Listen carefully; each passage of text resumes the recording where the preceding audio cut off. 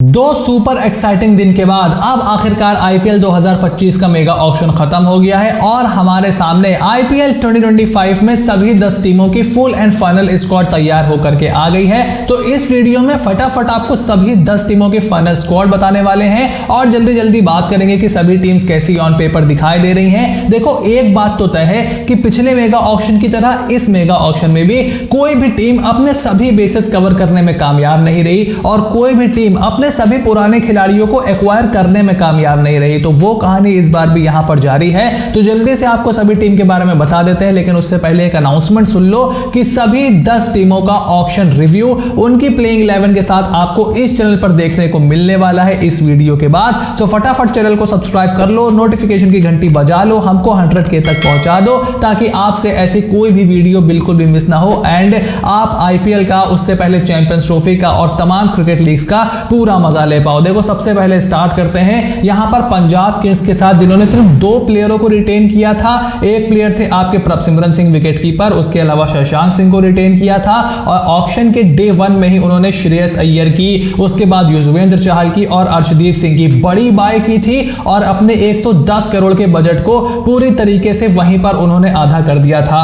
उसके बाद बल्लेबाजों में इन्होंने नेहल वधेरा को अपनी टीम में खरीदा है, मुशीर खान यंगस्टर को अपनी टीम में शामिल किया है, विकेट कीपर्स में विष्णु विनोद इनके पास हैं, जॉस इंग्लिश को इन्होंने खरीदा है, प्रभसिमरन सिंह इनके पास पहले से थे। ऑलराउंडर्स पे बहुत पैसा इन्होंने खर्चा किया, Marcus Stoinis, Glenn Maxwell, Marco Jansen, Azmatullah Omarzai, Aaron Hardie, इन बड़े ओवरसीज खिलाड़ियों पर इन्होंने पैसा खर्चा किया है। तो स्टोइनिस को लिया, उनका बैकअप एरन हार्डी को बनाया, उसके अलावा अजमतुल्ला उमरजाई को भी इन्होंने लेकर के रखा। मैक्सवेल दोबारा पंजाब किंग्स में आ गए हैं। स्पिनर्स में युजवेंद्र चहल, हरप्रीत बराड़ दोबारा आ गए हैं यहां पर और उसके बाद प्रवीण दुबे को भी अंत में इन्होंने अपनी टीम में शामिल कर लिया है। पेसर्स में अर्शदीप सिंह तो इन्होंने आरटीएम लगा ही लिया, विजय कुमार वैशक, यश ठाकुर, लोकी फर्गसन, कुलदीप सेन और जेवियर बार्टलेट को इन्होंने अपनी टीम में शामिल किया है। अब देखो, अगर आप 110 करोड़ का बजट लेकर के ऑक्शन में जा रहे हो और आपका overseas premium pacer Lockie Ferguson है, तो वो बता रहा है कि आपने अपनी गेंदबाजी पर ठीक से काम नहीं किया है।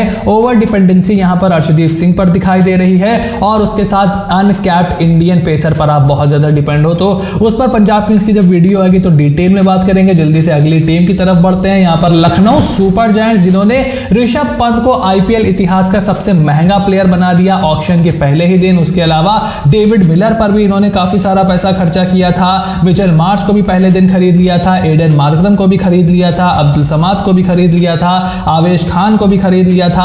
आज इन्होंने आकाशदीप को खरीदा, शामार जोसेफ को दोबारा अपनी टीम में शामिल किया, मैथ्यू ब्रेट्सकी, आई डोंट नो उनका क्या ये करेंगे, आर्यन जुयाल को एज अ बैकअप इन्होंने अपनी टीम में शामिल करा है और उसके बाद अपने पुराने ऑलराउंडर अर्शिन कुलकर्णी को खरीदा। And I was really happy to see कि राजवर्धन हंगरगेकर को आखिरकार टीम मिल गई। जब वो अनसोल्ड चला गया था, मैं तो बड़ा शौक था, मुझे लगा क्या आप लोग साला रिसर्च करते हो यहाँ पे, but at the end of the day Lucknow Super giants में राजवर्धन हंगरगेकर हमें खेलते हुए दिखाई देंगे जहीर खान की गाइडेंस के साथ। आई थिंक उनके करियर के लिए ये जो है बहुत ही सही मामला हो गया है। उसके बाद अगली टीम जो है हमारी वो है गुजरात टाइटंस। और देखो, गुजरात टाइटंस की इस बार क्या थिंकिंग थी मेरे देखो ठीक से समझ में नहीं आई। अपने पुराने प्लेयर्स में बहुत ज्यादा वो इंटरेस्टेड दिखे नहीं। पहले दिन ही उन्होंने सबसे पहले तो रिटेन करके रखा था राशिद शुम्मन और शाहरुख खान तेवतिया को। पहले दिन उन्होंने जॉस बटलर को खरीदा, उसके बाद उन्होंने प्रसिद्ध कृष्णा, मोहम्मद सिराज, कागिसो रबाडा, मतलब पहले 10 ओवर में बॉलिंग करने वाले गेंदबाजों को उन्होंने खरीदा। डेथ बॉलर इस टीम के पास बहुत ही कम है, बिल्कुल ना के बराबर है। अगर आप देखो तो इन्होंने जेराल्ड कोजिया को सेकंड डे पे लिया है, मोहम्मद अरशद खान को लिया है, गुरनूर ब्रार को लिया है, ईशांत शर्मा को लिया है, कुलवंत खजरोलिया को लिया है। स्पिनर्स में इनके पास मानव सुथार हैं, साई किशोर वापस आ गए, जयंत यादव वापस आ गए, राशिद खान पहले से ही रिटेन थे। और ऑलराउंडर्स में निशांत सिंधु, महिपाल लोमरोर, वॉशिंगटन सुंदर, ग्लेन फिलिप्स, करीम जन्नत इस ऑप्शन की बहुत ही सरप्राइजिंग बाय मेरे लिए, मतलब उनके अलावा भी ढेर सारे ऑप्शंस थे आपके पास। और शर्फेन रदरफोर्ड को as a replacement of David Miller आप बोल सकते हो इस टीम ने लिया है। सो पिछली बार से इस बार टीम जरूर डाउनग्रेड गई है। स्ट्रेटजी डेथ बॉलिंग की तो मुझे बिल्कुल भी समझ में नहीं आ रही है गुजरात टाइटंस की। और उसके बाद अगली टीम हमारी यहां पर है दिल्ली कैपिटल्स। अब दिल्ली कैपिटल्स ऑक्शन डे 1 पर बहुत ज्यादा एक्टिव थे। सबसे पहले तो इन्होंने केएल राहुल को अपनी टीम में शामिल कर लिया, उसके बाद जेक फ्रेजर मैकगर्थ पर इन्होंने जो है आरटीएम यूज कर लिया और हैरी ब्रुक को अपनी टीम में शामिल कर लिया, और बॉलर्स में भी इन्होंने मिचेल स्टार्क को, नटराजन को, मोहित शर्मा को, सबको पहले दिन खरीद लिया था। उसके बाद सेकेंड डे पर इन्होंने मुकेश कुमार को आरटीएम लगाकर दोबारा अपनी टीम में शामिल कर लिया है, और आशुतोष को भी पहले दिन खरीद लिया था, और सेकेंड डे पे इन्होंने फाफ डुप्लेसी को शामिल कर लिया है अपनी टीम में एज अ बैकअप। तो बल्लेबाजों पर बहुत ज्यादा फोकस यहां पे था। ऑलराउंडर्स में मुझे कोई ऐसा बड़ा नाम इस टीम में दिखाई दे नहीं रहा है, मतलब अजय, निगम, मणिवत कुमार, माधव तिवारी, कोई भी बड़ा नाम मुझे नहीं दिखाई दे रहा है। सो यहाँ पर बहुत ज़्यादा प्राइमरी स्किल पर फोकस है। इम्पैक्ट प्लेयर के रूल की वजह से ऑलराउंडर्स पर टीम नहीं ध्यान दे रही है, लेकिन जो टीम ऑलराउंडर्स पर नहीं ध्यान देती है वो अच्छा नहीं करती। आप हमेशा देखोगे जिनके पास एक या दो प्रीमियम ऑलराउंडर रहेंगे वो ही टीम आईपीएल के आपको आईपीएल में ज़्यादातर अच्छा करती हुई दिखाई देगी। जीटी भी तभी तक अच्छा कर पा रही थी जब हार्दिक पांड्या उनके पास थे। जैसे ही हार्दिक पांड्या निकल करके गए वो भी वहां पर किनारे हो गए, और दिल्ली कैपिटल्स के पास तो कभी किसी चीज में डेप्थ नहीं रही। उसके बाद अगली टीम है हमारी चेन्नई सुपर किंग्स, जिन्होंने अपने अच्छे खासे एक्स प्लेयर को वापसी में करने में कामयाबी पाई। पहले दिन उन्होंने डेवन कॉनवे को ले लिया था, राहुल त्रिपाठी को ले लिया था, उसके अलावा रचिन रविंद्र को भी इन्होंने पहले दिन ले लिया था। सेकेंड डे पर इनके जो बहुत ही इंटरेस्टिंग रहा ऑलराउंडर्स अगर आप देखोगे तो यहां पर विजय शंकर तो पहले दिन आ गए थे, सैम करन आ गए हैं, जेमी ओवर्टन आ गए हैं, और उसके अलावा रचिन रविंद्र आ गए हैं, और पेसर्स में इनके पास खलील अहमद है, मुकेश चौधरी है, नेथन एलिस को एज अ बैकअप इन्होंने मतीशा पाथिराना का ले लिया है, और कमलेश नागरकोटी भी इस टीम के पास है। रविचंद्रन अश्विन, नूर अहमद और रविंद्र जडेजा का बहुत ही खतरनाक स्पिन डुओ भी ट्रियो हमें दिखाई दे रहा है, और उसके बाद श्रेयस गोपाल को भी as a backup leg spinner इन्होंने शामिल किया है।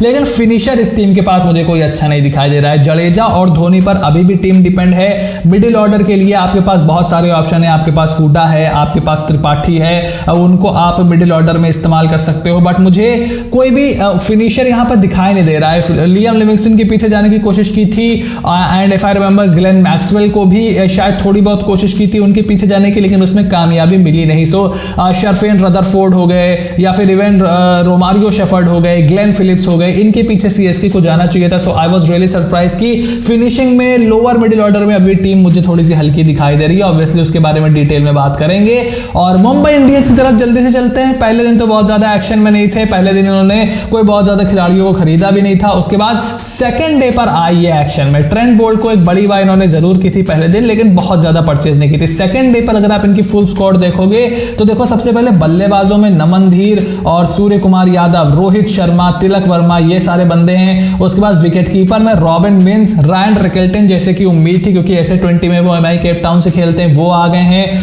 ऑलराउंडर्स में विल जैक्स को इन्होंने लिया है। राज अंगद बाबा को मैं बहुत खुश हूं मुंबई इंडियंस में देख करके।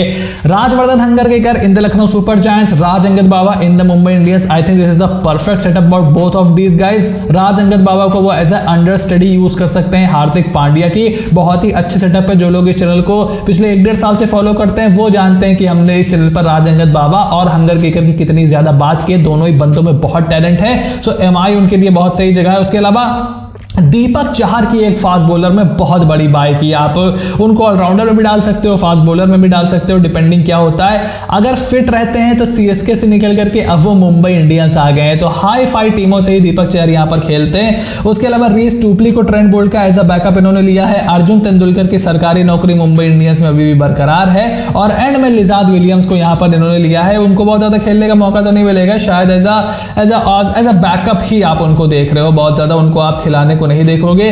स्पिनर्स में अल्लाह गंजफर को इन्होंने अपनी टीम में शामिल किया है। सो आई एम थिंकिंग कि विल जैक्स, अल्लाह गंजफर और ट्रेंट बोल्ट, और एक आप अगर लोअर मिडिल ऑर्डर में कोई अच्छा फिनिशर ले लेते तो आपके लिए थोड़ा सा ज्यादा बेटर होता मेरे हिसाब से, बट हार्दिक पांड्या ही यहां पर एज अ फिनिशर देखे जा रहे हैं। सो मुंबई और चेन्नई दोनों का एक ही मसला है कि थोड़ा सा फिनिशिंग हल्की दिखाई दे रही है। उसके बाद defending champions Kolkata night Riders की तरफ अगर चले तो अपने देखो मैक्सिमम प्लेयरों को बाय बैक करने की यहां पर केकेआर ने कोशिश की। फर्स्ट डे पर वेंकटेश अय्यर इनकी सबसे बड़ी और सबसे कंट्रोवर्शियल बाय इनके वेंकटेश अय्यर थे। उसके अलावा अंकृश रघुवंशी को ये अपनी टीम में शामिल करने में कामयाबी पाए। फिल सॉल्ट से पहले इन्होंने क्विंटन डिकॉक को अपनी टीम में ले लिया था क्योंकि ये समझ गए थे कि फिल सॉल्ट को लेना इनके लिए आसान नहीं होगा। उसके बाद सेकेंड डे पर अगर आप इनकी फुल स्क्वाड को देखो तो देखो बल्लेबाजों में इन्होंने यहां पर रॉबमन पावल को एज अ रिप्लेसमेंट लिया, मतलब एज अ बैकअप लिया है। आंद्रे रसल के मनीष पांडे को लिया है और अजिंक्य रहाणे को दोबारा इन्होंने ले लिया है। Obviously Rahmanullah Gurbaz wicket keeper में पहले ही दिन इनके पास आ गए थे। आज इन्होंने लवनीत सिसोदिया को ले लिया।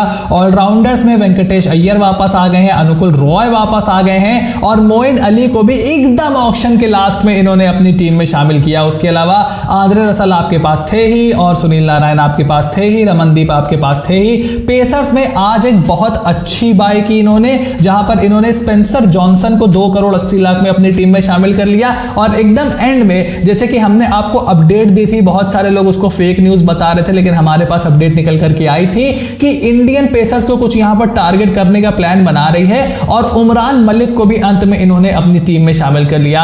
अगर वेंकटेश अय्यर थोड़े से सस्ते इनको मिल जाते तो आप एक आध पेसर और देख सकते थे। मोहम्मद शामी के पीछे भी गई थी कोलकाता नाइट राइडर्स लेकिन उनका बजट अलाउ नहीं कर रहा था, सिंपली बिकॉज जो वेंकटेश अय्यर की बड़ी बाय हुई थी। सो अब अजिंक्य रहाणे भी आ गए हैं। अब वेंकटेश अय्यर एक बहुत एक्सपेंसिव बाय है। नीतीश राणा को वो दोबारा खरीद नहीं पाए हैं। उसके अलावा सुनील नारायण, आंद्रे रसल, रिंकू सिंह पहले से टीम में मौजूद थे। सो कोलकाता नाइट राइडर्स का कैप्टन कौन होगा, कौन होगा केकेआर का कैप्टन, इसके बारे में एक बहुत ही डिटेल अलग से वीडियो हम लेकर के आएंगे। सो make sure you stay around for that also. उसके बाद अगली टीम है यहां पर रनर अप सनराइजर्स हैदराबाद। इनकी ऑक्शन स्ट्रेटजी मुझे देखो बिल्कुल भी समझ में नहीं आई कि ये अचीव क्या करना चाह रहे थे। पिछले साल से मैसिव डाउनग्रेड हुआ है इनकी स्क्वाड में।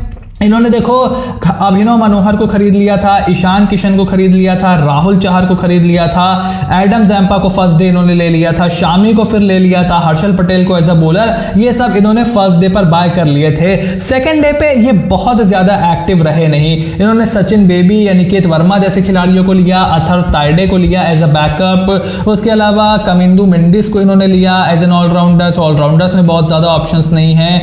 और ब्राइडन कार्स को इन्होंने लिया है, I think might be as a backup of Pat Cummins, not as a captain obviously, but थोड़ी बहुत बल्लेबाजी मिडिल ओवर में वो हैवी बॉल करते हैं। बॉडी बहुत अच्छी है ब्राइडन कार्स की यार, वो बहुत जबरदस्त एक मतलब बैकअप इन्होंने लिया है। उसके अलावा जयदेव उनादकर टाइप के प्लेयर इन्होंने दोबारा लिए हैं, जीशान अंसारी। सो मुझे कोई खास बहुत ज्यादा अपग्रेड तो नहीं दिखाई दे रहा है। देखो डाउनग्रेड ही गई है टीम और नीतीश रेड्डी, क्लासेन, हेड, अभिषेक, इन्हीं पर बहुत ज्यादा टीम डिपेंड करने वाली है। डेथ में कौन बॉलिंग करेगा हर्षल पटेल के साथ, ये भी बड़ा सवाल है कि आप शामी को डेथ में देख रहे हो, not an out and out death bowler. Same is the case with PAT Cummins, also not out and out death bowler. So death bowling की भी यहां पर बड़ी समस्या होने वाली है सनराइजर्स हैदराबाद को। और ईशान किशन का ये क्या यूज करेंगे वो भी अभी समझ में नहीं आया है। और उसके बाद राजस्थान रॉयल्स जो कि गए बहुत कम बजट के साथ थे, सबसे कम बजट के साथ थे, लेकिन फर्स्ट डे पर इन्होंने देखो जोफ्रा आर्चर की एक बड़ी बाय की थी। उसके अलावा महीशा थीक्षाना और वनिंदु हसरंगा जैसे खिलाड़ियों को भी इन्होंने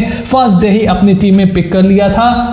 उसके बाद सेकेंड डे पर इन्होंने नीतीश राणा को अपनी टीम में शामिल कर लिया, तो एक और इंडियन बल्लेबाज इन्होंने जोड़ लिया है अपनी टीम में। उसके अलावा कुमार कार्तिकेय को एज अ स्पिनर अपनी टीम में शामिल किया है। ऑलराउंडर्स में आप सिर्फ यहां पर रियान पराग और नीतीश का ही नाम लिख पाओगे। उसके अलावा आर्चर, मधवाल, देश पांडे, युद्धवीर सिंह, फजहल हक फारूकी को as somewhat of replacement of Trent Boult इन्होंने अपनी टीम में शामिल किया। और उसके बाद एम्पाका और अशोक शर्मा को इन्होंने खरीदा है। सो जिस तरीके का बजट इनके पास था, बहुत ज्यादा अपग्रेड का तो कोई सवाल पैदा होता नहीं था। इंडियन बैट्समैन इनको अच्छे मिल गए हैं। पेसर्स में भी आप देखो तो देश पांडे, मधवाल, युद्धवीर सिंह इनके पास हैं। अब उनसे ये कितना काम निकलवा पाते हैं ये भी देखने वाली बात होगी।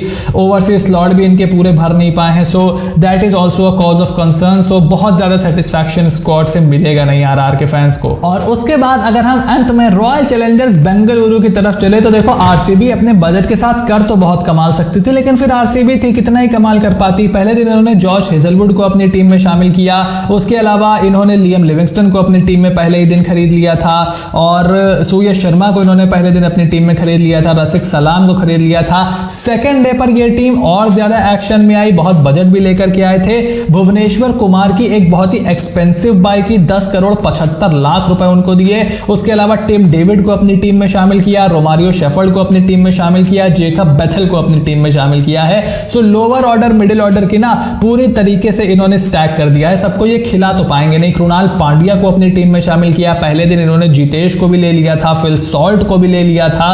सो टीम बनाने की यहां पर कोशिश जरूर की है, बट टीम ठीक से बन नहीं पाई है। देखो विराट कोहली के साथ फिल सॉल्ट अगर ओपन कर रहे हैं तो ऑब्वियसली आप नंबर 3 पर किसी इंडियन प्लेयर को यहां पर देखोगे, फिर नंबर 4 पर रजत पाटीदार होंगे, मे बी देवदत्त पडिक्कल को आप नंबर 3 पे देखोगे, या फिर पडिक्कल सॉल्ट और ओपन करें, विराट दोबारा नंबर 3 पर जाए, ये हो सकता है। बट विराट ऐसा करेंगे नहीं, he wants his 100s। So I don't think कि यहां पर बहुत ज्यादा चेंजेस हो पाएंगे। फिर आप कितने ओवरसीज खिला लोगे? आप लियम लिविंगस्टन को खिलाओगे, हेजलवुड खिलाओगे, 3 ओवरसीज स्लॉट तो आपके वहीं बुक हो गए। अब आप वहां पर टिम डेविड को खिला लो चौथे के तौर पर, रोमारियो शेफर्ड को खिला दोगे, जेकब बेथल को खिला दो, वो आपकी मर्जी है। सो बॉलिंग यहां पर मुझे बहुत हल्की दिखाई दे रही है। भुवनेश्वर कुमार कितना आरसीबी के ग्राउंड में कितने कारगर साबित होंगे, ये देखने वाली बात होगी। आप उसको हैदराबाद के ग्राउंड से कंपेयर मत करो। हेजलवुड और भुवनेश्वर कुमार अगर ये अच्छी बॉलिंग करते भी हैं, उसके बाद भी टीम रसिक सलाम पे डिपेंड कर रही है, लुंगी एनगीडी हैं, अभिनंदन सिंह हैं, तो वो टीम बहुत ज्यादा